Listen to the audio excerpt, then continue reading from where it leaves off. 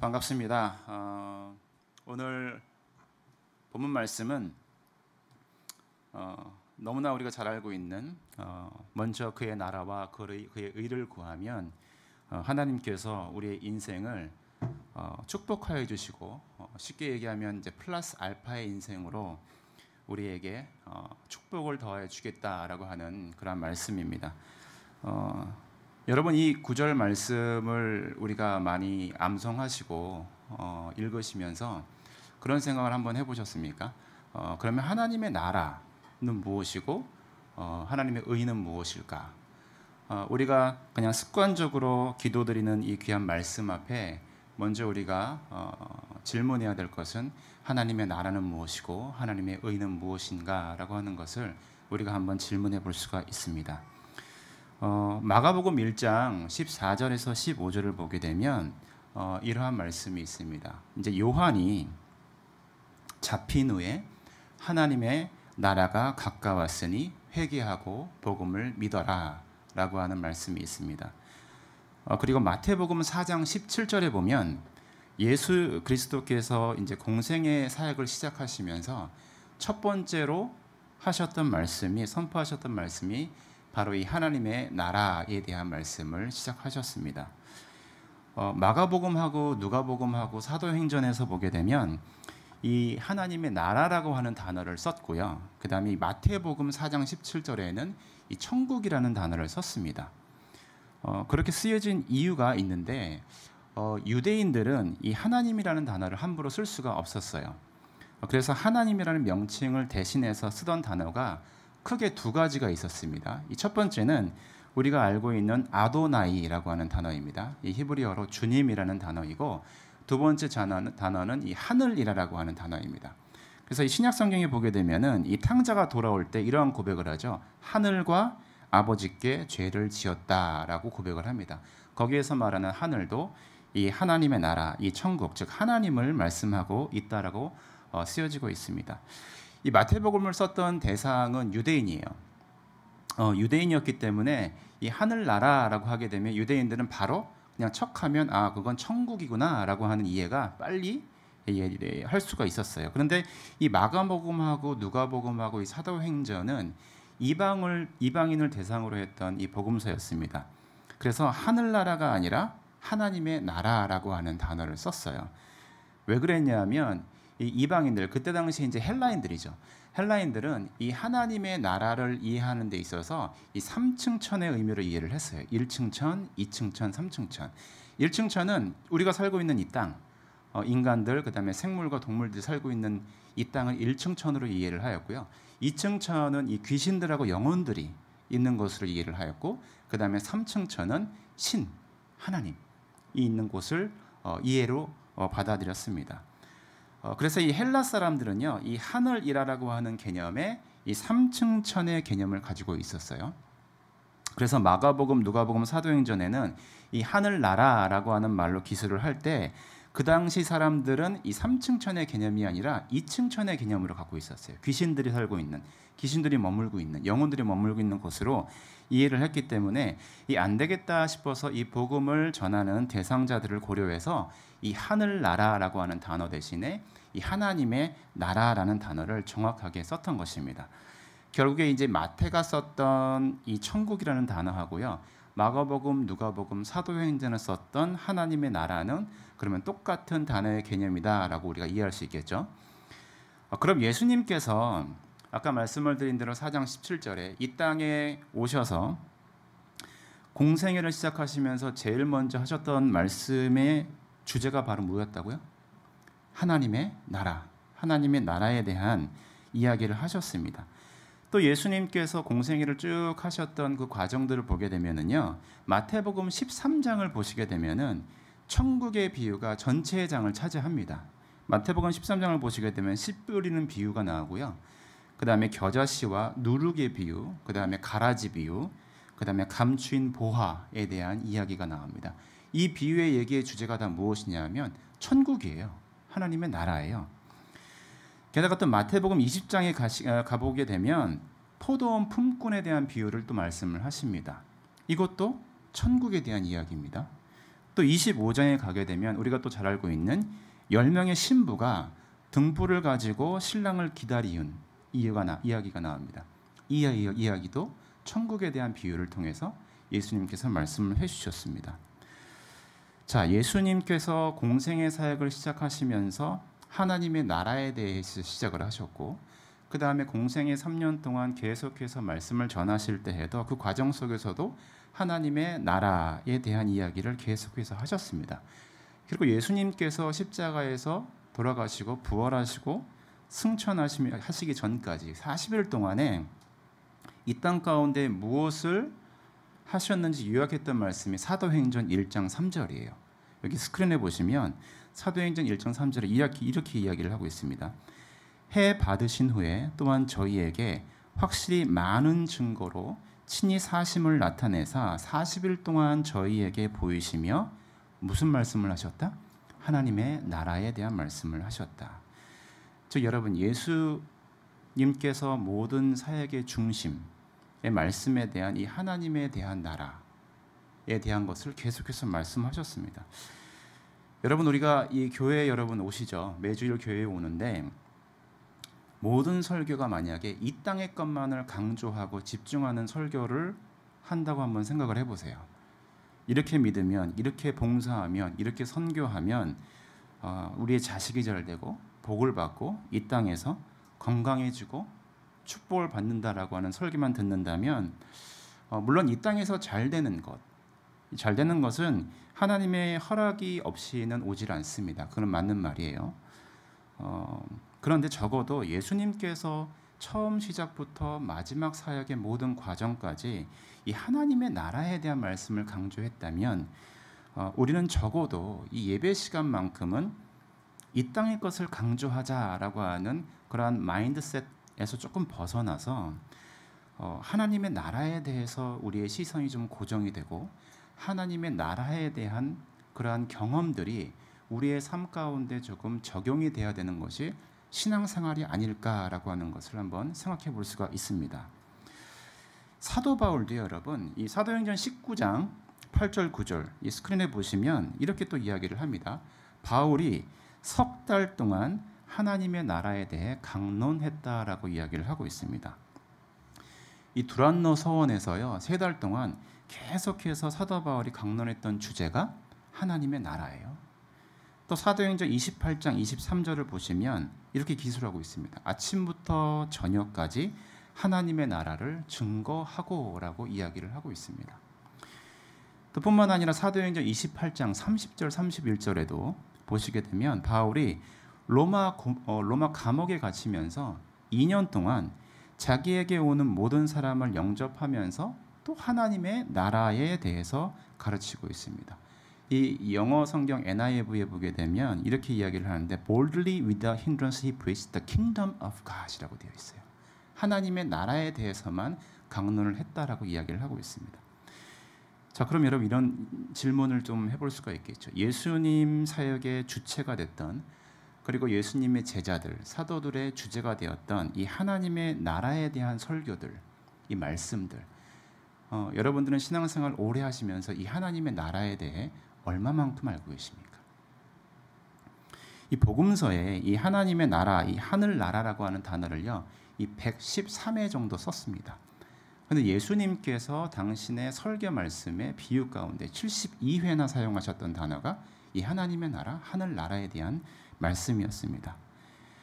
여러분, 오늘 우리가 읽었던 이 본문 구절, 하나님의 나라와 하나님의 의를 구하라의 말씀에서 이 하나님의 나라에 대해서 우리가 모른다면 우리의 신앙 가운데 가장 중요한 것을 놓치고 있는 건 아닐까라고 하는 질문을 해보게 됩니다.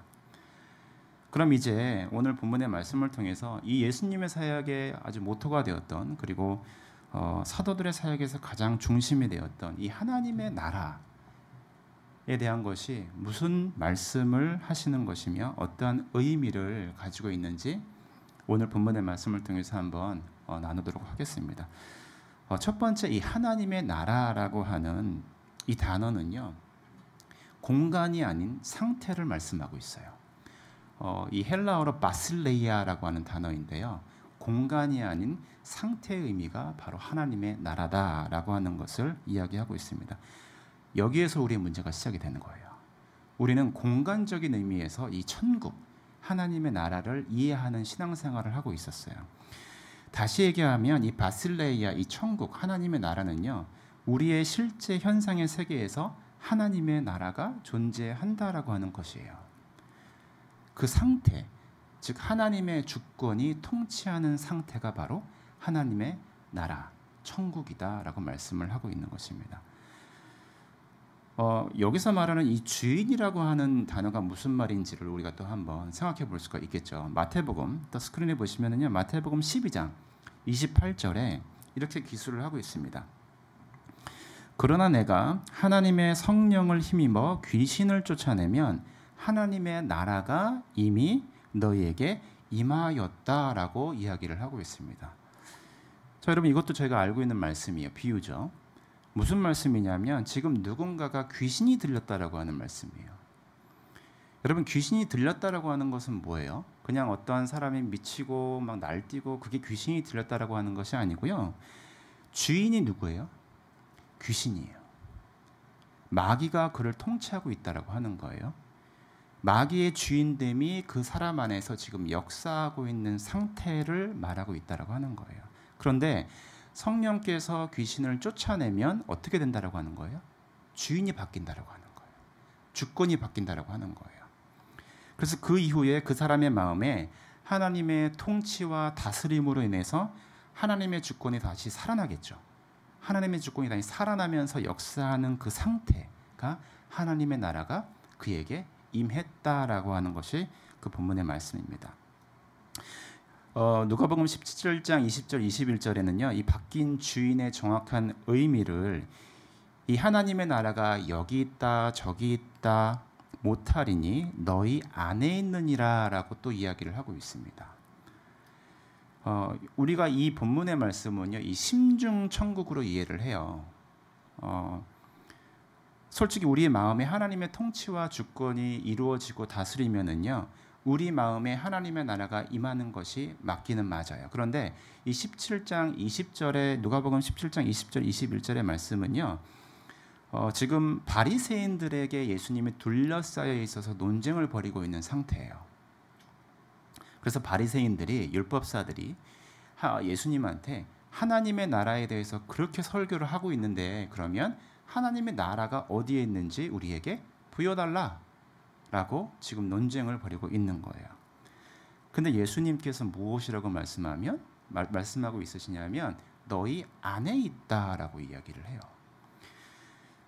우리가 너희 안에 이거를 영어 성경으로는 in이에요. in. 그런데 이 헬라어 원문에는요. n이라고 써요. en. 이 원뜻은 엔토스라고 하는 뜻이에요. 엔토스.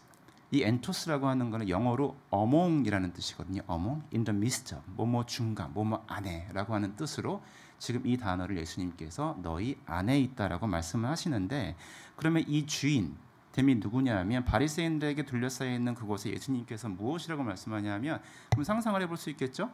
지금 바리새인들에게 둘러싸여서 예수님이 지금 가운데 계신 거예요. 근데 예수님이 너희 안에 있다 천국이 말씀을 하고 있는 거예요. 하나님의 나라는 지금 너희 가운데 있다. 즉 누가 천국이라고 하는 거예요? 예수님. 내가 천국이며 내가 하나님의 나라다라고 하는 것을 지금 말씀하고 있다라고 하는 거예요. 예수님 본인이 주권인 상태를 말씀하고 있다는 거예요. 내 예수가 아버지 하나님이 보낸 사람이며 너희들 삶의 주인으로 바뀌어지어야 되는 그런 인물이다. 나다라고 하는 것을 지금 말씀하고 있다라고 하는 거죠. 나인 예수를 받아들이고 주인을 바뀌게 되었을 때 그 상태가 바로 바실레이아, 하나님의 나라, 천국이 임하는 것이다라고 말씀을 하고 있는 것입니다. 자, 그러면 저희가 첫 번째 하나님의 나라 바실레이아는 공간이 아니다, 상체다.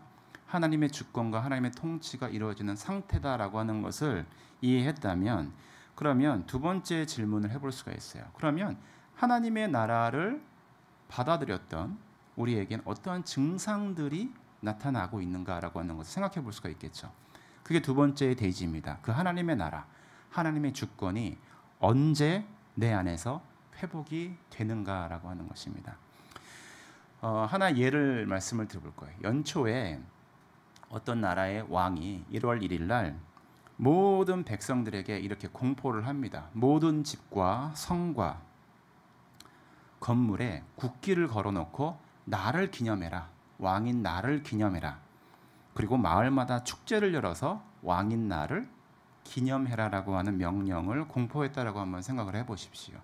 그리고 각 나라 혹은 각 지역에 조서를 다 붙여놨어요. 1월 1일 날 왕인 나를 기념해라. 여러분, 우리가 이 상태를 무엇이라고 얘기를 하죠? 그 왕이 통치하고 다스리고 있는 상태라고 말씀을 할 수 있겠죠.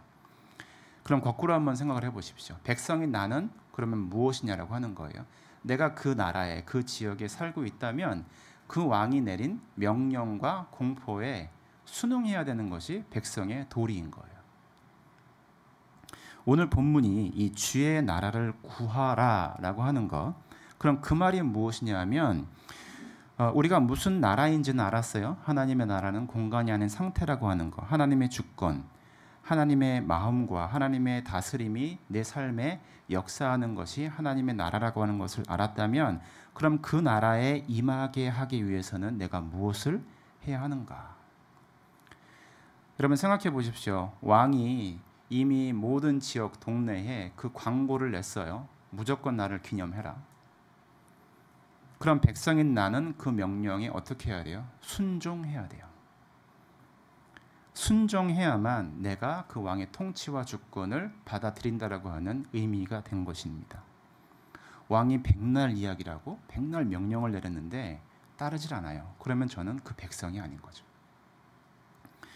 아무리 매일 아침 우리가 하나님의 나라를 구한다고 기도한다고 해보십시오. 그런데 하나님의 말씀에 따른 순종의 삶이 전혀 이루어지지 않고요. 하나님의 나라인 바실레아의 상태가 내 삶 가운데 온전히 경험해지지 않는다면 이 하나님의 나라에 대한 그러한 과정들이 이루어지지 않는다라고 하는 것입니다. 여러분, 예수님께서 십자가에 돌아가시기 전에 겟세마네 동산에 가셔서 간절히 기도하셨어요. 어떻게 기도하셨어요? 내 뜻대로 마옵시고 아버지의 원대로, 아버지의 뜻대로 해주시옵소서. 여러분, 그 성경 구절 읽으면 저는 그런 생각이 나요. 그러면 누구의 뜻이 있었다라고 하는 거예요? 예수님의 뜻도 있었다라고 하는 거예요. 그죠? 예수님이 인간으로 이 땅에 오셔서 아버지 하나님이 구약 전체의 내용을 통해서 다 이해하시면서 너는 이 땅에 내려가야 돼. 그리고 이 모든 잃어버린 영혼들을 위해서 십자가에 죽어야만 모든 인류가 구원의 역사를 경험하게 될 거야. 그게 구속이잖아요. 구속. 겟세마네 동산에서 간절히 기도하셨는데 뭐라고 기도했냐면 아버님, 내 뜻대로 마옵시고 아버지의 원대로 해주시옵소서. 예수님도 원하는 게 있었던 거예요. 예수님도 계획이 있었던 거예요. 그런데 예수님은 뭐예요? 내가 원하는 거 안 할게요 라고 고백을 하신 거예요. 왜냐하면요, 예수님은 이미 아셨어요. 뭘 아셨냐 하면 구약 전체의 내용이 하나님의 아들이 십자가에서 어린 양으로 희생이 되어야 한다는 것을 이미 아셨던 거예요.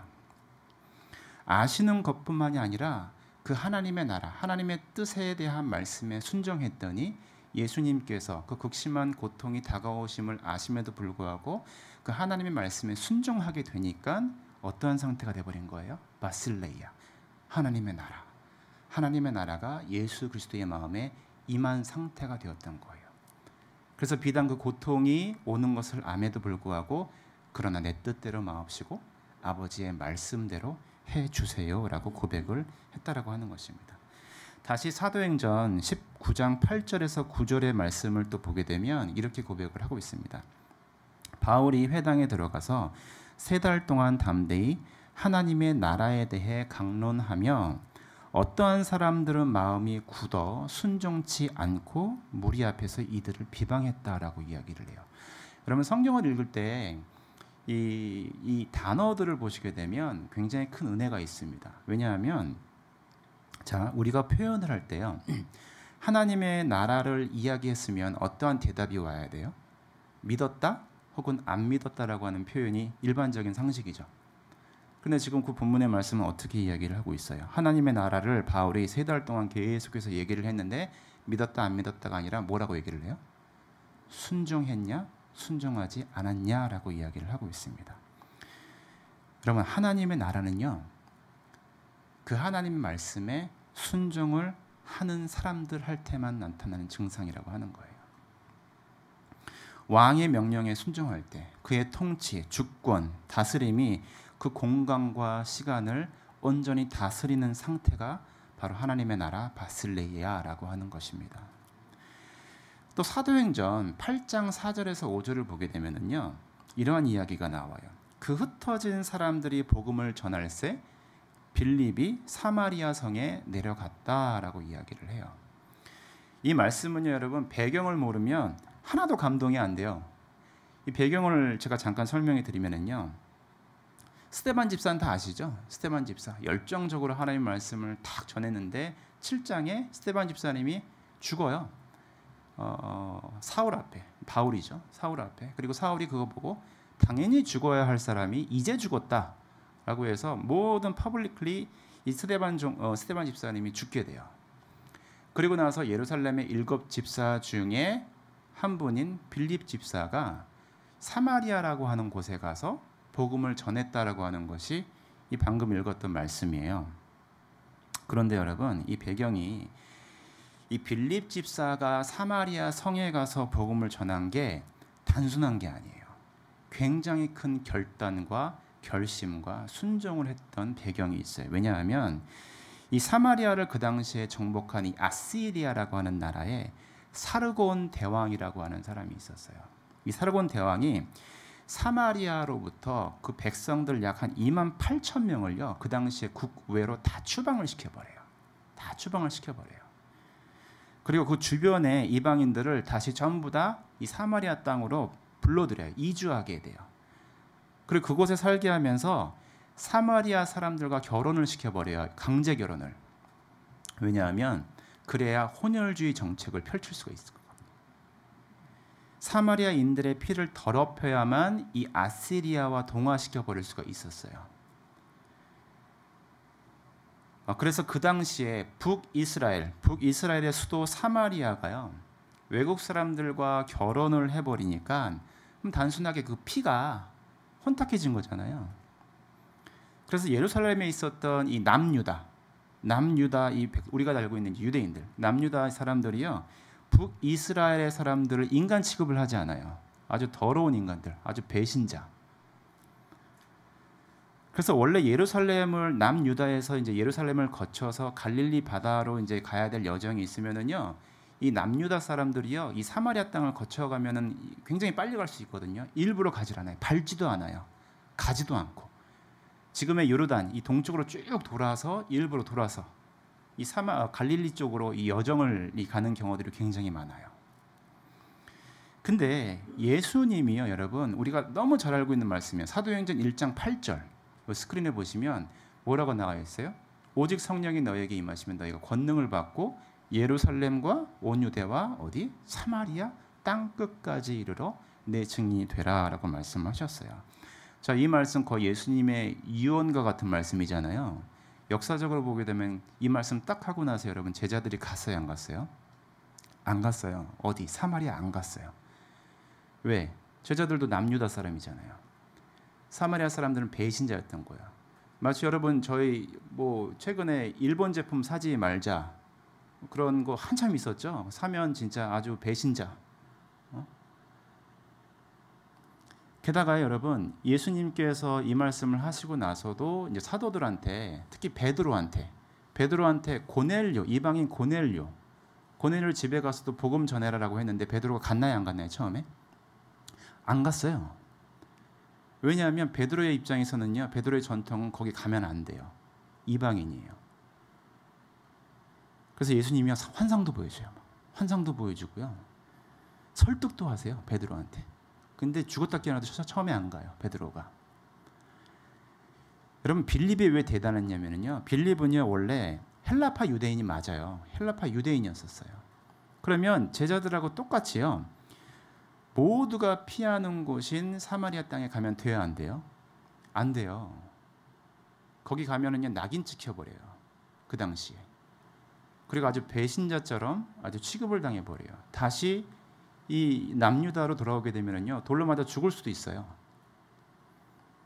빌립 나름대로의 경험이 있었겠죠, 여러분. 그 전통도 있었고 밟아도 안 되고 가서도 안 되는 땅이었었어요. 사마리아 땅이. 그런데 하나님의 나라가 그 바슬레이 상태가 빌립의 마음에 임하니까 어떻게 돼요? 다 내려놓게 돼요. 자기의 전통, 전승, 경험, 이성 다 내려놓게 돼요. 왜냐? 지금 빌립 집사의 마음의 주인이 누구예요? 하나님인 거예요. 하나님의 나라 이 바슬레이아가 임한 상태가 돼버린 거예요. 그 주권과 통치가 이루어지는 상태가 계속 이어지니까 빌립은 바로 하나님의 나라가 임했기 때문에 내가 그 말씀에 성령의 말씀하심에 안 갈 수 없다라고 하는 고백을 하게 된 거예요. 여러분 여러분 큐티 하시는 분들도 계시고 매일 아침에 일어나서 새벽 기도도 참여하시고 출근하시기 전에 일터에 나가기 전에 가족을 위해서 자녀들을 위해서 기도하시죠. 이렇게 기도할 때가 많아요. 하나님 오늘 하루도 내 경험이 하나님의 말씀보다 내 경험이 내 삶 속에 움직일 겁니다. 그 모든 전통이나 전승이나 나의 이성들이 계속 나를 따라다닐 거예요, 하나님. 그런데 하나님의 말씀에 내가 순종하게 해주세요.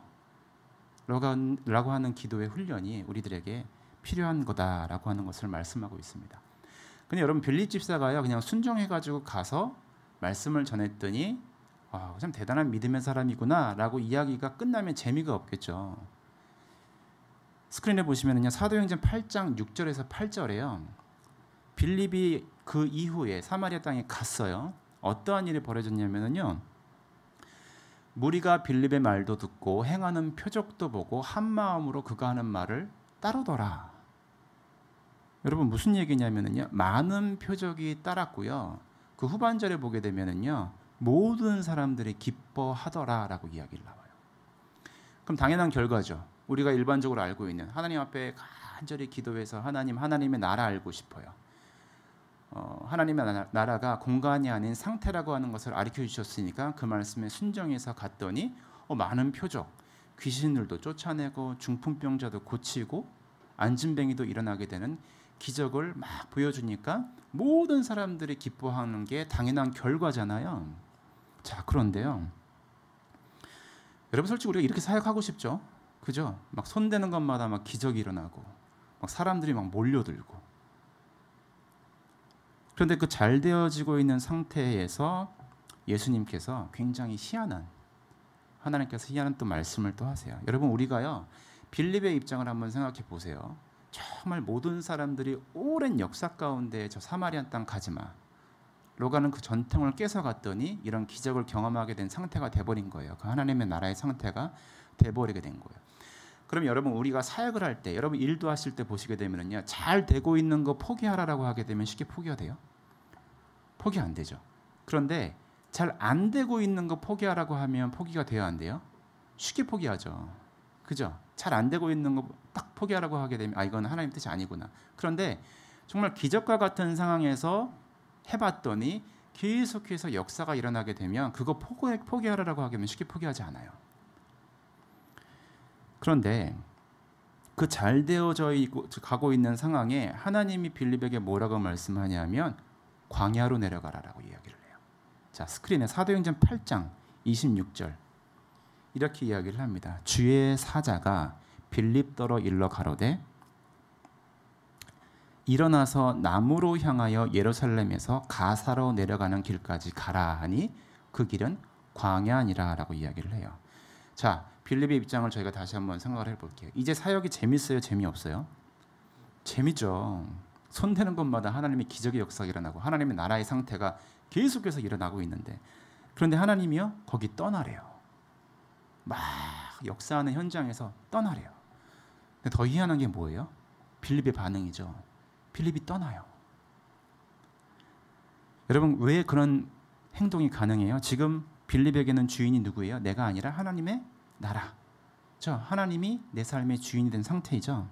주권을 이미 성령 하나님께 넘겨버렸기 때문에 사람이 아무도 없는 지시하셨던 광야의 땅으로 가게 된 거예요. 근데 여러분 그 후반절을 쭉 나중에 읽어보시게 되면 누구를 만나게 돼요? 거기 갔더니 에디오피아 내시를 만나게 돼요. 이 에디오피아라고 하는 단어는요, 원뜻이 검은 피부예요. 검은 피부. 이방인이에요. 이방인. 유대인들에게 이방인은 복음도 들어서는 안 돼요. 왜냐하면 자기네들은 선택된 민족, 우리만 구원을 받아야 되거든요. 이게.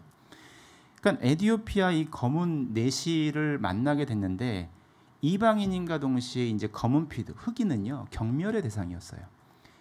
그러니까 여러분 흑인이었고요, 경멸의 그 당시의 대상의 그 종족이었고요. 그 다음에 저주받은 함의 후손이에요. 이 에디오피아가. 게다가 직업이 뭐예요? 내시예요. 내시.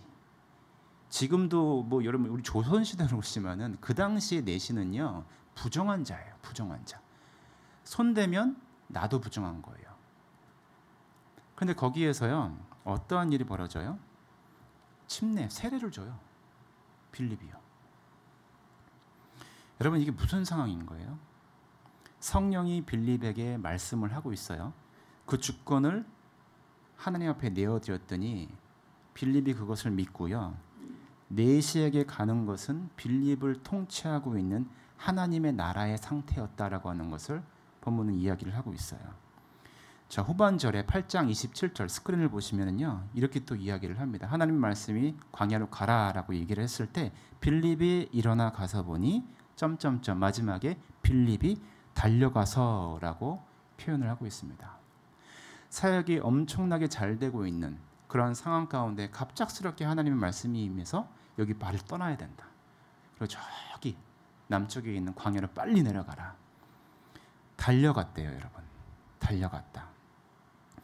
가사 지역이거든요, 여러분. 사마리아에서 지금 가사에까지의 거리가요, 약 한 140km예요.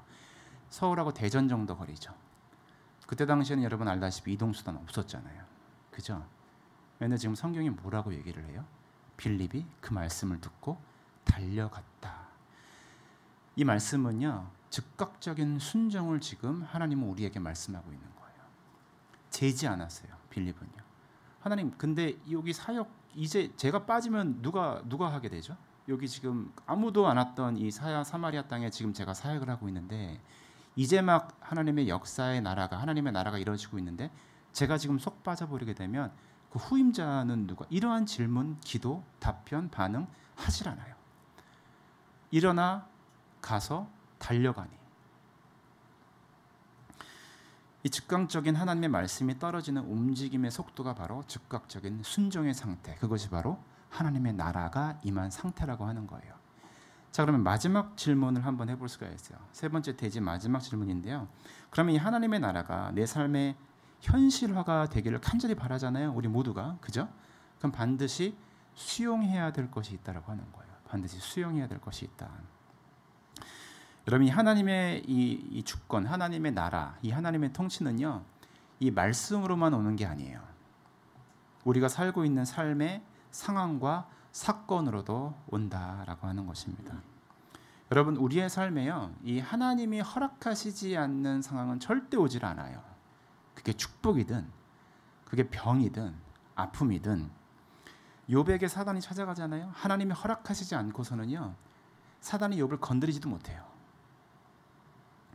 하나님이 왜 허락하셨어요? 우리가 알지 못하는 하나님의 주권적인 섭리를 알려주시기 위해서, 경험해 주시기 위해서. 아주 좋은 예가 여러분 우리가 알고 있는 바울과 실라예요. 바울과 실라. 바울과 실라가요, 귀한 사역을, 복음 사역을 하다가 빌립보 감옥에 갇히게 돼요.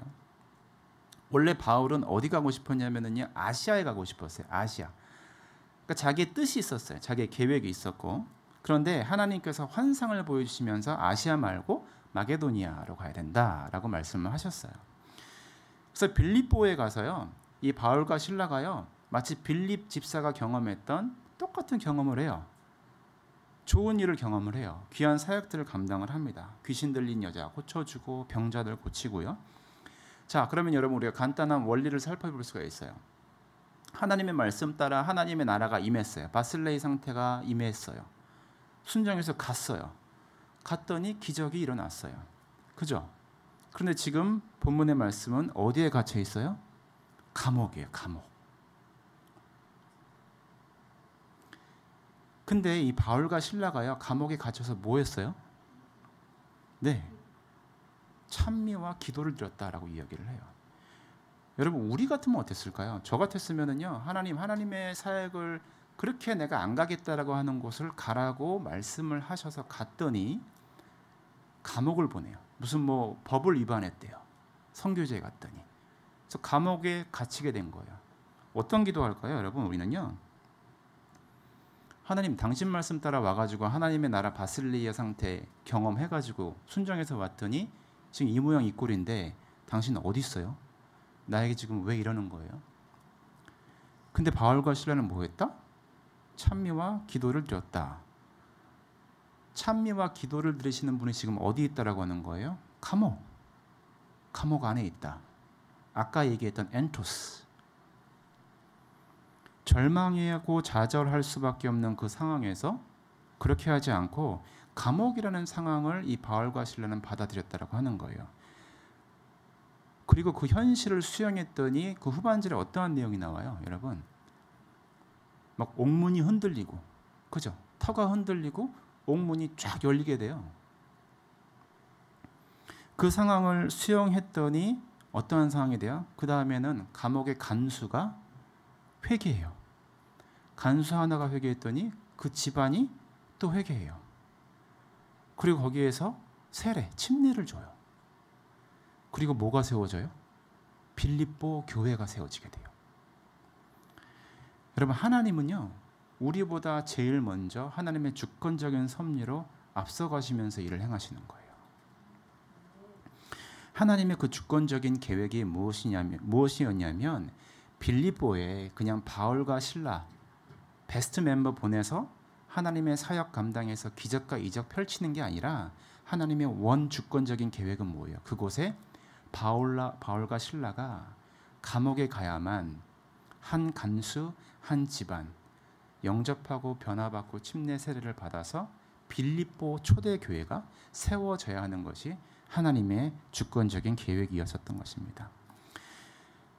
여러분, 하나님이 허락하시는 상황에 절대적인 순종의 모습이 이루어지지 않는 이상은 이 하나님의 나라가 이루어지기가 어려워요. 사도행전 18장에 보게 되면 이 브리스길라와 아굴라 이 부부가 이야기가 나옵니다. 바울이요, 사역을 하면서 1년 6개월 동안 이 부부에게 성경 말씀을 아주 타이트하게 가르쳐요. 스크린에 보시면 이 사도행전 18장 24절에 아볼로라고 하는 인물이 나와요. 근데 이 아볼로라고 하는 사람은요, 성경에 뭐라고 나오냐면 성경에 능한 자, 언변이 뛰어난 자라고 이야기를 합니다. 그런데 이 브리스길라와 아굴라가 이 아볼로의 설교를 쭉 들어보니까 그냥 요한의 세례만 알고 있는 거예요. 요한의 침례만 알고 있는 거예요. 그러니까 성령 세례와 복음의 본질에 대해서는 정확하게 알고 있는 것 같지가 않았어요. 그래서 이 브리스길라와 아굴라 부부가 아볼로를 초대해요. 초대해서 그들이 받았던 1년 6개월 동안 사도 바울에게 성경 공부하면서 받았던 그러한 성경 공부의 내용을 아볼로에게 가르쳐요. 가르치면서 아볼로가 이 브리스길라와 아굴라, 그러니까 사도 바울에게 영향을 받게 되는 상황이 되어버린 거예요. 그러면서 나중에 아볼로가 어떻게 되었냐면요, 고린도전서 3장 6절 이 스크린을 보시면은요, 이렇게 고백을 해요. 나는 심었고 아볼로는 물을 주었으되 오직 하나님은 자라나게 하셨다. 그러니까 사도 바울은 개척을 했고 아볼로는 고린도 교회를 목회를 했다. 근데 거기서 끝나는 게 아니에요. 그 후에요, 여러분, 바울이 고린도를 떠나서 이제 에베소라고 하는 지역을 갑니다. 스크린에 보시면 18장, 사도행전 18장 18절에 성경의 에베소로 아굴라와 브리스길라가 이사를 갔다라고 이야기를 해요. 그럼 복음을 위해서 이사했던 부부예요. 자, 자, 하나님을 위해서 하나님의 사역을 위해서 이사했다. 거기서 끝나는 게 아니에요. 사도 바울이요. 고린도전서 16장 19절에 또 스크린을 보시면 사도 바울이 로마에서 고린도 교회에게 편지를 보낼 때 이 브리스길라 아굴라를 이렇게 이야기를 합니다. 문안 인사를 하게 되거든요. 그러면 이 아굴라 브리스길라가 그 집에 있는 교회한테 문안 인사한다. 어디까지 따라왔다라고 하는 거예요?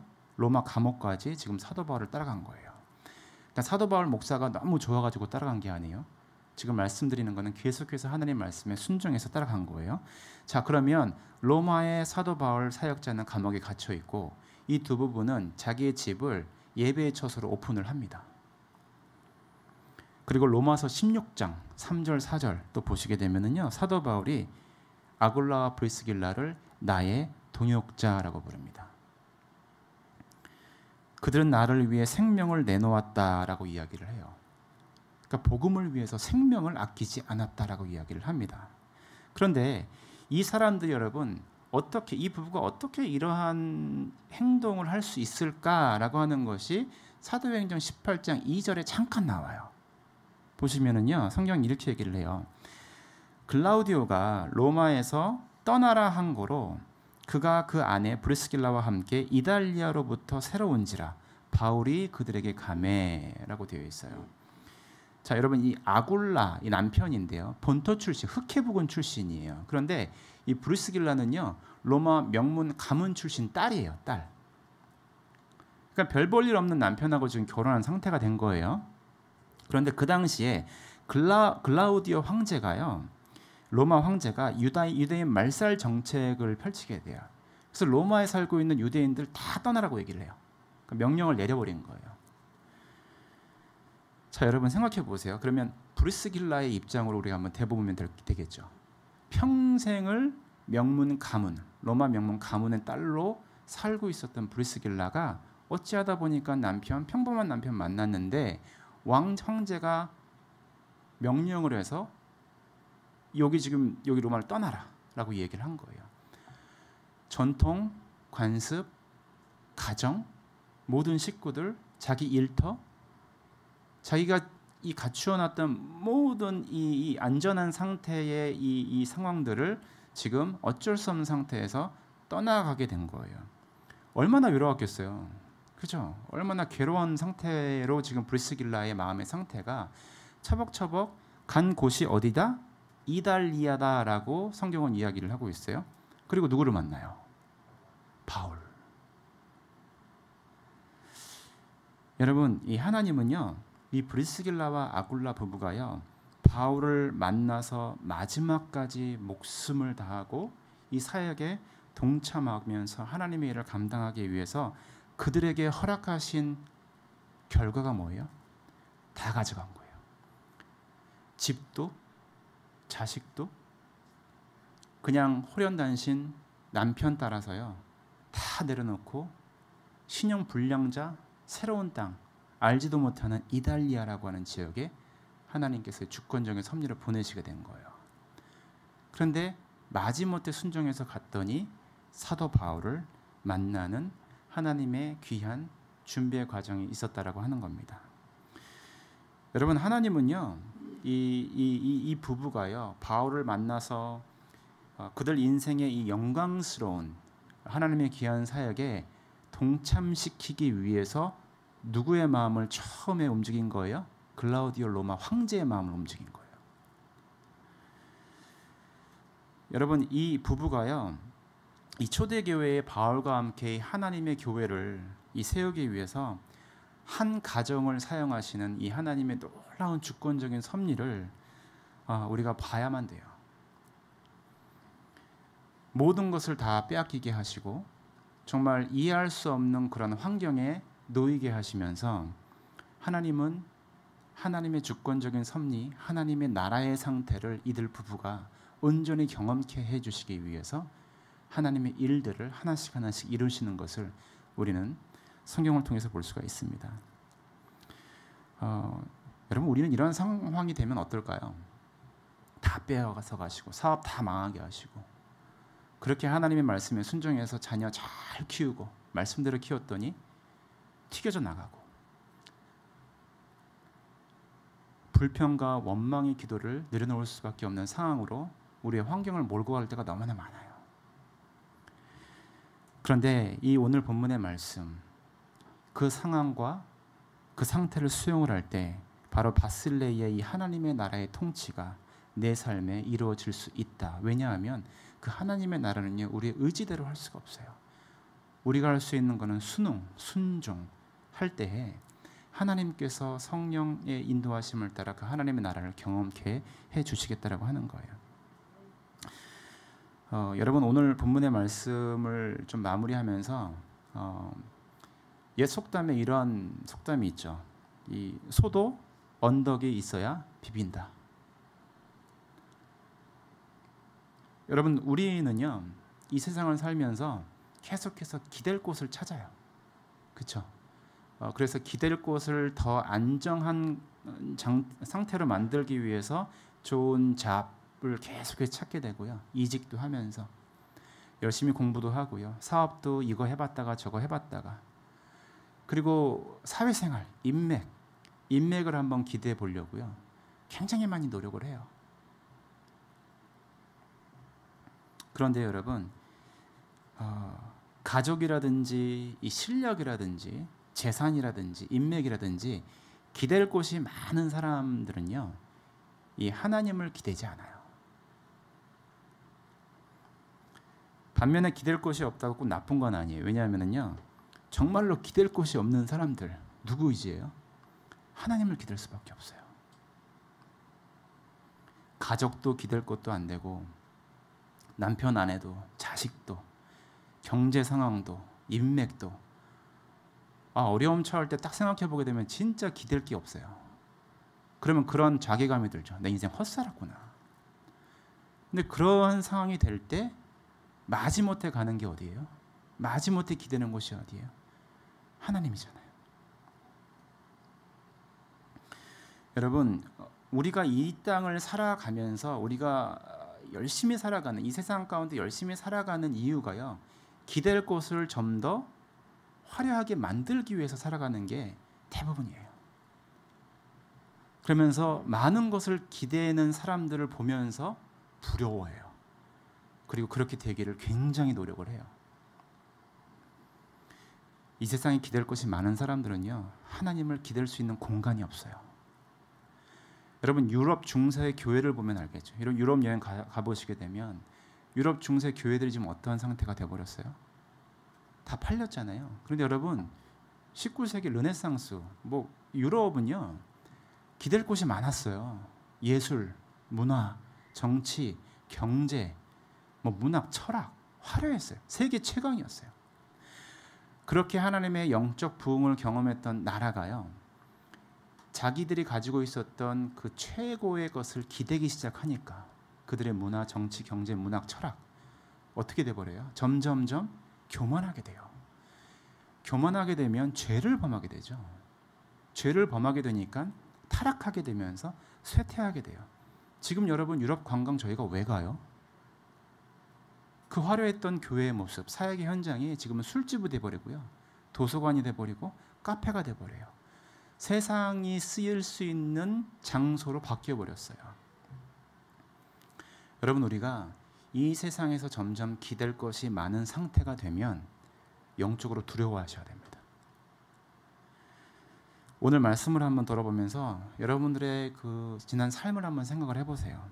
과거의 내 삶 속에 내가 정말 하나님의 나라를 끊임없이 간구하면서 찾고 살아왔는지,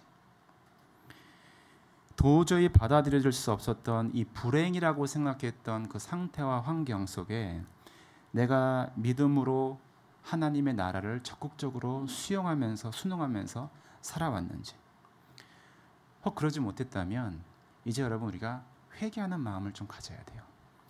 우리가 주일에 와서 하나님을 영광스럽게 찬양하고 마치 주일 출석 도장 찍듯이 와서 예배드리고 헌금드리고 또 한 주간을 버틸 수 있는 힘을 얻고 가지만 매일의 삶 속에서 여러분 우리가 하나님의 나라, 이 바실레야의 상태가 하나님의 말씀과 얼마만큼 저희가 교통을 하고 하나님의 말씀이 얼마만큼 순응을 하면서 순종을 하면서 도저히 받아들일 수 없는 그 상황과 환경 속에서 그 하나님의 바실레아를 이루기 위해서 우리가 얼마만큼 노력을 하고 있는지 우리가 한번 고민해 봐야 되는 한 주간이 되기를 소원합니다.